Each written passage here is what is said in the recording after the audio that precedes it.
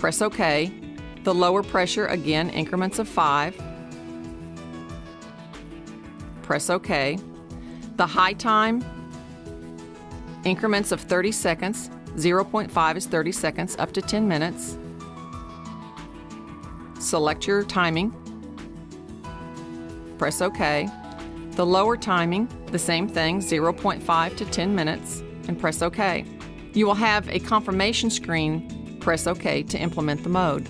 On the screen, the continuous just has a simple pressure setting. On the intermittent mode, the intermittent bar appears at the top of the screen to tell you where you are in the cycle. It's just that simple. We've just spent the last few minutes talking about the science of negative pressure. What we want to do now is talk about the art of the dressing change. Once you've irrigated your wound and cleaned it out with your cleanser of choice, your second step is to use a custom cut non-contact layer if you have exposed bone, cartilage, tendon, vessels, any structure of high risk that you want to give extra protection to. One of the reasons that we chose gauze at Prospera was because it's comfortable to patients, it doesn't allow for ingrowth because of its hydrophilic nature, and the AMD gauze that we selected has the antimicrobial control for 72 hours minimum. One of the nice things about the AMD gauze is that it does not keep us within that parameter of a 2-hour limit if we would be disconnected from negative pressure. What we're currently used to is if the negative pressure is discontinued for 2 hours or more, that the dressing change has to be redone. But that's not the case with the AMD gauze, which we think is a real advantage. When I was doing dressing changes on patients routinely, I always had to pre-medicate them with narcotic medications, and it may range anywhere from morphine to Dilaudid depending on your facility.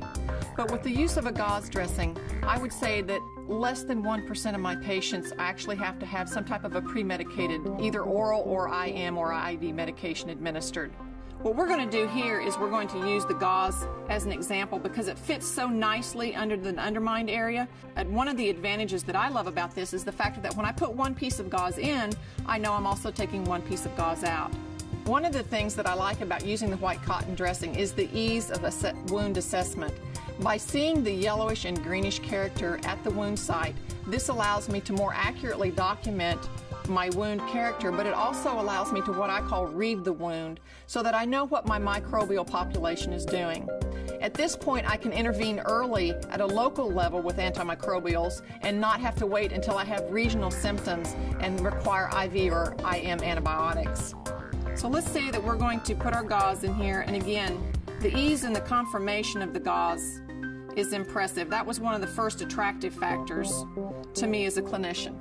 We're going to skin prep at the very end, okay? Let that dry a little bit. On our stone adhesive strips, that will help us seal a flat dressing over something round. On this particular example, we're going to run the drain off to the side, okay? Rather than up the backbone, because we don't want to increase any areas of pressure risk. So, you can conform your stoma paste there and make it as fancy as you want. You may have noticed in the past that skin prep usually comes at the very beginning of a dressing sequence. But we have selected to use the skin prep towards the end of the dressing sequence. We feel that this helps us establish a better adherence of the transparency. So what we'll do is we'll start down here at the very bottom, create our seal here in the fold, and then just kind of let the rest of it fall where it may, okay? It's very easy to do. Again, here we want to pinch kind of along this line to help our seal, okay? Remove your top layer. So what I want to do is just turn on the pump so that you can see the way the dressing contracts. Okay? And you see that type of raisined or compacted type of appearance. It makes sense. This is the Prospera recommended dressing protocol.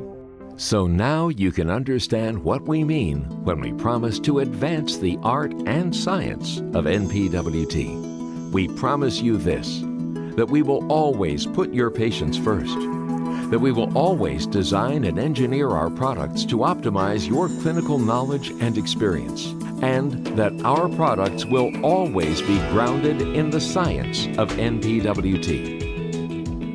Thank you for taking time to have a fresh, common sense look at negative pressure wound therapy. This is a very exciting time to be in the field of wound care. With continued improvements in technology, science, and research, we have the very best to offer to our patients. I invite you to contact us to learn more about Prospera negative pressure wound therapy.